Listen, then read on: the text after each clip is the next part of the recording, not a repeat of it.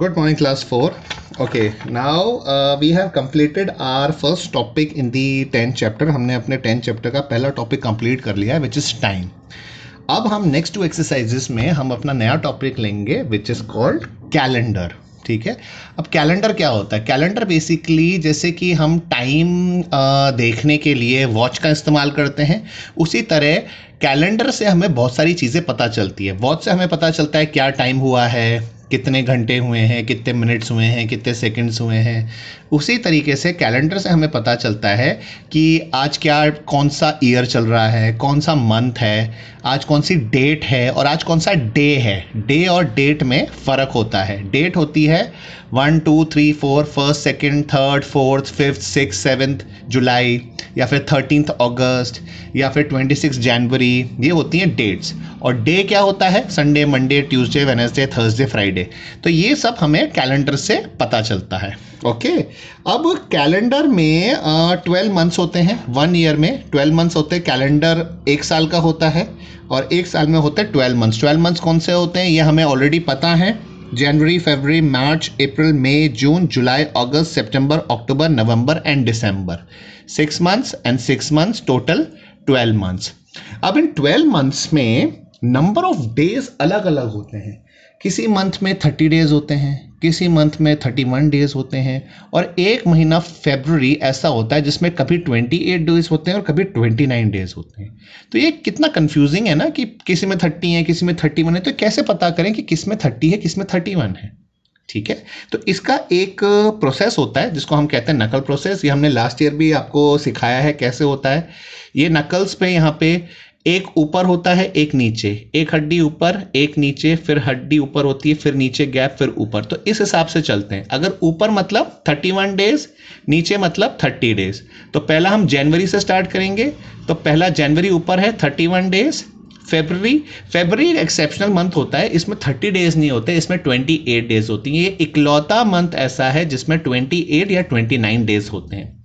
उसके बाद मार्च ऊपर 31 डेज, अप्रैल नीचे 30 डेज, मई ऊपर 31 डेज, जून नीचे 30 डेज, जुलाई ऊपर 31 डेज, दूसरे हाथ पे आ जाएंगे. अगस्त ऊपर 31 डेज, सितंबर नीचे 30 डेज, अक्टूबर ऊपर 31 डेज, नवंबर नीचे 30 डेज एंड दिसंबर ऊपर 31 डेज. तो इसी तरीके से होता है यहाँ पे 31 28 31 30 31 30 31 31 30 31 30 31. ठीक है. अगर मैं आपसे ये पूछूं कि कितने मंथ में 31 डेज होते हैं तो कैसे पता करेंगे? 1 मंथ, 2, 3, 4, 5, 6, 7. तो 7 मंथ्स में तो 31 डेज होते हैं. ठीक है. 30 डेज कितने मंथ्स में होते हैं? 1 2 3 4. 4 मंथ्स में 30 डेज होते हैं. ठीक है. बाकी एक फरवरी ऐसा होता है जिसमें या तो 28 डेज होंगे या 29 डेज होंगे. अब ऐसा क्यों होता है कि फरवरी में कभी 28 होते हैं या कभी 29 होते हैं? ये इसलिए होता है, इसका रीज़न ये है कि हमारी जो अर्थ है वो सन के चारों तरफ चक्कर लगाती है 365 डेज में, जो कि एक साल माना जाता है. 1 year is equal to 365 days. हमारी अर्थ सन के चारों तरफ चक्कर लगाती है. ठीक है. तो ये चक्कर लगता है उसका 1 ईयर में, मतलब 365 डेज में. लेकिन एक्चुअली क्या होता है, ये एक चक्कर होता है 365 डेज प्लस 1/4 डे, और तब जाके ये चक्कर पूरा होता है. ठीक है. ये एक साल में होता है. तो अगर ये 1/4 डे एक्स्ट्रा एक साल में मिलता है तो ऐसे 4 बार चक्कर जब लगाएगी 4 ईयर्स तक, तो कितनी बार हमको 1/4 डे एक्स्ट्रा मिलेगा? 4 टाइम्स.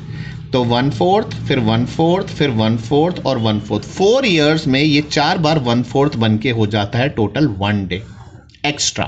तो ये 1 डे एक्स्ट्रा कहाँ जाता है 4 ईयर्स में? फरवरी में. फरवरी में 28 से हर 4 साल में 29 डेज हो जाते हैं. लेकिन हम पता कैसे पड़ेगा कि किस ईयर में 29 डेज होते हैं, किस ईयर में 28 होते हैं? तो इसका एक तरीका, बहुत ईजी तरीका है. जैसे सपोज करो ये था 2000, 2002, 2004, 2006, 2008. ठीक है. अभी चल रहा है 2021. ठीक है. अब मुझे कैसे पता चलेगा कि किस साल में ईयर फरवरी में 29 डेज हैं, तो हम क्या करते हैं, इस ईयर को हम 4 से डिवाइड करते हैं। इस ईयर को हम 4 से डिवाइड करते हैं। अगर रिमाइंडर 0 आता है तो मतलब उसमें 29 डेज हैं, अगर रिमाइंडर कुछ बचता है तो मतलब उसमें 28 डेज है। करके देखते हैं। जैसे 2000 को 4 से डिवाइड किया, 4 5 ज़ा 20, 0 उतरा, 0 ज़ा 0, 0 0 उतरा, 0 ज़ा 0, रिमाइंडर बचा, कुछ भी नहीं बचा, तो मतलब 2000 में आपके फरवरी में 29 डेज होंगे। ठीक है, अब 2006 को चेक कर लेते हैं। 2006 डिवाइडेड बाय 4, 4 5 ज़ा 20, 0 0 उतरा, 4 0 ज़ा 0, 0 उतरा, 6 आया नीचे, एंड 4 1 ज़ा 4, रिमाइंडर बच गया 2, बच गया यहाँ पे। तो यहाँ पे 29 डेज नहीं होंगे, यहाँ पे 28 डेज होंगे। इसी तरीके से अब ट्रिक ये है, इसमें हर 4 साल में आपके 29 डेज होते हैं। 2000 में हो गया, इसके 4 साल बाद 2004 में अगेन 29 डेज होंगे फरवरी में। इसके 4 साल बाद मतलब 2008 में 29 डेज होंगे।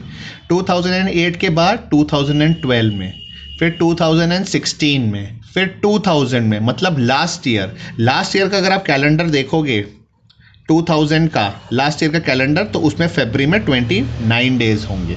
ऐसे हर 4 साल में फरवरी में 29 डेज आते हैं।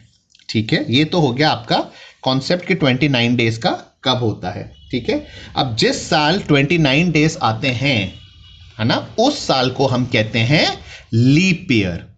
जिस साल में फरवरी में 29 डेज होते हैं और पूरे साल में 365 की जगह 366 डेज होते हैं, उस साल को हम कहते हैं लीप ईयर। और लीप ईयर कैसे निकाला जाता है, उस साल को 4 से डिवाइड कर लो, अगर रिमाइंडर नहीं बचेगा तो वो आपका लीप ईयर है। ठीक है, अब आते हैं डेज पे। ठीक है, 1 वीक में कितने डेज होते हैं, 7 डेज। कौन कौन से डेज होते हैं, Monday Tuesday Wednesday Thursday Friday Saturday and Sunday, 7 days हो गए। ठीक है, तो 1 वीक में आपके होते हैं 7 डेज। ठीक है, तो अगर मैं आपसे पूछूं कि 1 वीक और 6 डेज टोटल कितने डेज हुए, तो आप कैसे करोगे। 1 वीक में कितने डेज, 7 डेज, प्लस ये 6 डेज, प्लस कर दिए 6 डेज, टोटल कितने डेज हो गए, 7 + 6 13 डेज। तो 1 वीक 6 डेज में होते हैं टोटल मिला के 13 डेज। अगर मैं इसका उल्टा पूछूं आपसे कि मुझे बताओ 17 डेज में कितने वीक्स और कितने डेज होते हैं, तो हम क्या करेंगे, इस 17 में से हम 7 डेज निकालते जाएंगे। इस 17 में से 7 डेज निकालते जाएंगे, या फिर इसको 7 से डिवाइड कर देंगे। इसको अगर आप 7 से डिवाइड कर दो तो क्या आएगा, 7 1 ज़ा 7, 7 2 ज़ा 40। ठीक है, 7 - 4 is 3, 1 - 1 is 0। तो यहाँ पे आएगा 2 वीक्स, ऊपर वाला जो होगा वो होगा वीक्स, नीचे वाला जो बता वो होगा डेज। तो ये होगा आपका 2 वीक्स 3 डेज। इस तरीके से जब भी हम डिवाइड करेंगे, जो ऊपर कोशेंट आता है वो हो जाएगा वीक्स, और जो रिमाइंडर बचेगा वो हो जाएगा डेज। आपको हर एक को 7 से डिवाइड करना है। एक और एग्जांपल देखते हैं। मुझे पता करना है 23 डेज में कितने वीक्स और डेज होते हैं, तो मैं क्या करूंगा, 23 को 7 से डिवाइड कर दूंगा। 7 3 ज़ा 21, 3 - 1 becomes 2, 2 - 2 becomes 0। तो आंसर होगा 3 weeks 2 days, 3 weeks 2 days, year वाला वीक्स नीचे वाला डेज। ओके, इस तरीके से। ओके, अब इसके अलावा अब एक कॉन्सेप्ट है ईयर्स का। ठीक है, ईयर्स का कॉन्सेप्ट है। अब इस ईयर्स के कॉन्सेप्ट को समझो। अभी कौन सा साल चल रहा है, हमारा साल चल रहा है 2021।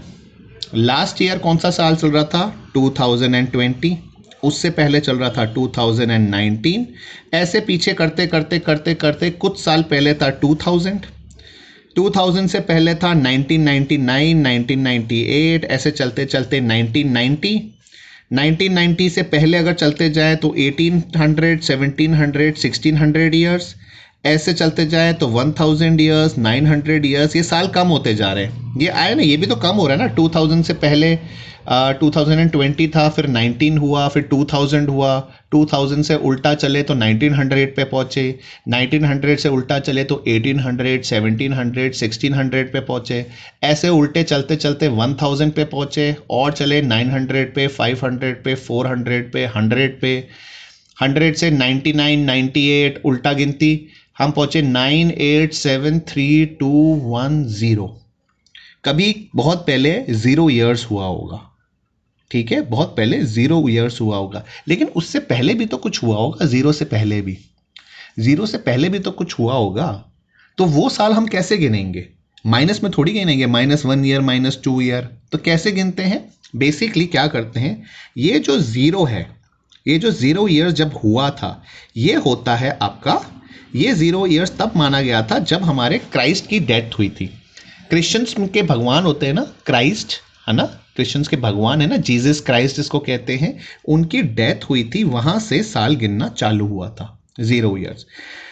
क्राइस्ट की डेथ के बाद फर्स्ट ईयर आया, सेकंड ईयर आया, third, fourth, seventh, eight, ninth आया, 10 ईयर्स हुए, 100 ईयर्स हुए, 400 ईयर्स हुए, 500 ईयर्स हुए, 1000 ईयर्स हुए, 1600 ईयर्स हुए, ऐसे करते करते करते करते 2000 ईयर्स हुए। फिर 2001, 2, 3, 4, 2010 आया, 2011 आया, 12, 13, 14, 15, 16, 2019 आया, 2020 आया, और अब चल रहा है 2021। अब अगले साल 2022 जाएगा, 2023 जाएगा, इस तरीके से आपके साल चलते जाएंगे। तो ये सब 0 से स्टार्ट हुआ था, लेकिन 0 से पहले क्या था? अब ये 0 से स्टार्ट हुआ, यहाँ पे हमारे क्राइस्ट भगवान की, जीसस क्राइस्ट की डेथ हुई थी, ठीक है। तो ये जो इसके बाद का टाइम है, इसको हम कहते हैं एडी। एडी का मतलब होता है after the death of Christ. इसको अगर लिखा जाए तो ऐसे लिखा जाता है, आफ्टर डेथ ऑफ क्राइस्ट। और इससे पहले का टाइम क्या हुआ? Before the death of Christ, before the death of Christ. तो ये before the death of Christ आता है बी सी, और after the death of Christ आता है ए डी। तो अगर मैं ए डी की बात करूं, मतलब after the death of Christ, और बीसी की बात करूं, मतलब 0 से पहले, तो ये कहलाता है before the death of Christ. और यहां पे बीसी कैसे लिखते हैं? यहां से वापस से गिनती स्टार्ट हो जाती है, 0 से वापस से गिनती स्टार्ट हो जाती है, 1, 2, 3, 10, 90, 100, 200, 1000, 2000, 2020।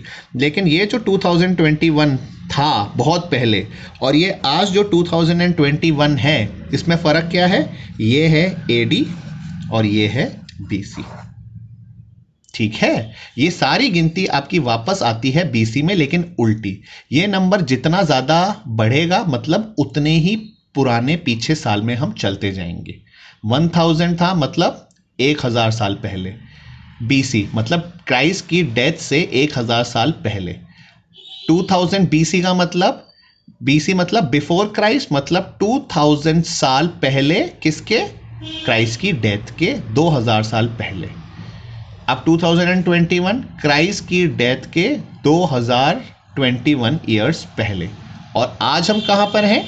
2000 साल आगे, after the death of Christ, Christ की डेथ के बाद। ये क्राइस्ट की डेथ के पहले, ये क्राइस्ट की डेथ के बाद।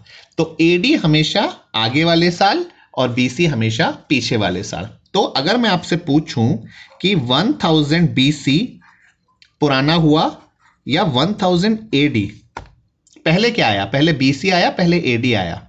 तो पहले बीसी हुआ, उसके बाद आगे चलते चलते एडी आया, ठीक है। तो अगर हम पुराने साल की बात करें कि पहले क्या था, तो पहले एडी था, और उससे और पहले टाइम में बीसी था, ठीक है। तो जब भी हम असेंडिंग ऑर्डर में अगर सालों को अरेंज करेंगे, सबसे छोटे से बड़ा, तो छोटा हमेशा बीसी होगा, उससे बड़ा एडी होगा, ठीक है। अगर मैं बोलूं 100 बीसी और 100 एडी में से नया कौन सा है या बड़ा कौन सा है, तो एडी बड़ा होगा, नया साल, और ये बहुत पहले, बीसी मतलब 100 साल और पहले, इससे ये और पुराना टाइम हो गया। ये नया टाइम हो गया AD, ये PC पुराना टाइम हो गया। ओके अब इसी बेस पे आपको क्या करना है, आपको इसमें एक एक्सरसाइज है जहां पे आपको अलग अलग डेट्स दी हुई हैं क्वेश्चन नंबर 7 में। ठीक है, यहाँ पे अलग अलग डेट्स दी हुई हैं। अब यहाँ पे देखो डेट्स दी हुई हैं 576 BC, यहाँ पे लिखिए 1947 AD, यह है AD में, यह है AD में, यह है AD में, यह है AD में, यह AD में और यह है AD में। तो इसमें सबसे पुराना क्या हुआ, सबसे पुराना हुआ BC। तो सबसे पहले ये हुआ 576 BC। उसके बाद हम AD में आए, ठीक है, उसके बाद after the death of Christ में आए। अब after the death of Christ में सबसे पहले क्या आया, ये, क्योंकि ये है 1469 सबसे छोटा नंबर, उससे बड़ा नंबर है 1556, उससे बड़ा है 1863, उससे बड़ा है 1869। इसी तरीके से बड़े होते होते हम 1983 पे पहुंच गए। ठीक है, तो आपको इसको इस तरीके से अरेंज करना है। ठीक है, सबसे पहले आपको वो अलग कर देना है जो BC में है, तो BC तो सबसे पहले हो गया। अब बाकी सारे बचे AD। अब AD में पहले सबसे छोटा, फिर उससे बड़ा, फिर उससे बड़ा, फिर उससे बड़ा, फिर उससे बड़ा, फिर उससे बड़ा और लास्ट में सबसे बड़ा। तो इस तरीके से आपका ये पूरा जो वो है वो अरेंज हो जाएगा। ठीक है, तो इस तरीके से आपको इसको अरेंज करना है। अब इस पूरी एक्सरसाइज में आपके कुछ हैं, जैसे क्वेश्चन है how many months have 31 days, ये हमने ऑलरेडी कर लिया था अभी वीडियो में। How many months has 30 days, ये भी हमने किया था। How many months have less than 30 days, ये हमको पता भी है कौन सा महीना है जिसमें 30 से कम डेज होते हैं। अब ये क्वेश्चन है which of the following years is leap year, कौन कौन सा लीप ईयर है। तो ये जो भी ईयर्स हैं उसको आप 4 से डिवाइड करेंगे, अगर रिमाइंडर नहीं बचेगा तो वो आपका लीप ईयर कहलाएगा। कन्वर्जन भी हमने सीखा, 1 वीक 3 डेज में कितने डेज होते हैं ये मैंने आपको सिखाया, ये आप निकाल सकते हैं। और डेज को वीक्स और डेज में भी करना सिखाया, डिवाइड बाय 7 करेंगे, क्वोशंट में जो आएगा वो वीक्स होगा और जो रिमाइंडर बचेगा वो डेज होगा। ठीक है, इसके अलावा यहाँ पे 2 आपके वर्ड प्रॉब्लम्स हैं, 2 वर्ड प्रॉब्लम्स आर देयर, ये मैं आपको समझा देता हूँ ये एग्जैक्टली है क्या। A group of tourist stay in Dehradun for 8 days, in Mussoorie for 11 days and Haridwar for 4 days। How many weeks days did the all group stay in the all 3 places. एक टूरिस्ट मतलब घूमने गए कुछ लोग, देहरादून में 8 दिन रुके, मसूरी में 11 दिन रुके और हरिद्वार में 4 दिन रुके। तो टोटल बताना है कि वो कितने वीक्स कितनी डेज अलग अलग जगह पर रुके थे। तो हम क्या करेंगे, पहले इन सारे डेज को हम ऐड कर देंगे और जो भी हमारा आंसर आएगा उसको हम कन्वर्ट करेंगे वीक्स और डेज में। कैसे करते हैं वो, डिवाइड बाय 7 करके। ठीक है, अब question number 6 states Olympic games held in every 4 years। Olympic games होते हैं वो हर 4 साल में एक बार ऑर्गेनाइज होते हैं। अच्छा, दे लास्ट हेल्ड इन 2016, लास्ट 2016 में वो ब्राजील में ऑर्गेनाइज हुए थे, 2016 में हुए थे। Which will be the next 3 games held, are these years leap years. अब हर 4 साल में गेम होता है तो हमको ये बताना है कि नेक्स्ट 3 गेम्स कौन कौन से साल में होंगे। तो अगर पहला गेम 2016 में हुआ है तो 4 साल बाद, मतलब 4 साल बाद कौन से ईयर में होगा, 2000 में होगा। उसमें हम 4 साल और प्लस कर देंगे तो 2020 में होगा, सॉरी, उसमें हम 4 साल और प्लस कर देंगे तो 2024 में होगा। और उसके बाद कब होगा, 4 साल और बाद, मतलब 2028 में होगा। हम क्या कर रहे हैं, इस ईयर में 4 साल प्लस करते जा रहे हैं और हमको पता चलता जा रहा है कि नेक्स्ट 3 बार ओलंपिक गेम्स किस किस साल में होंगे। अब हमें ये पता करना है कि ये जितने भी साल हमने निकाले वो क्या लीप ईयर हैं। वो कैसे निकालेंगे, इन सारे सालों को 4 से डिवाइड करके देखते जाएंगे, अगर उसमें रिमाइंडर नहीं बचता वो टोटली डिवाइड हो जाता है, मतलब ये सारे लीप ईयर्स हैं। ओके, तो इस तरीके से आपको ये पूरी एक्सरसाइज करनी है and that's your assignment for the day. आपको करनी है self practice exercise 10G and आपको ये मुझे सबमिट करानी है। ठीक है, and once you do it will move to the next exercise which will be the last exercise of this chapter. तो that's your assignment for the today. You have to submit self practice exercise 10G। Okay, thank you.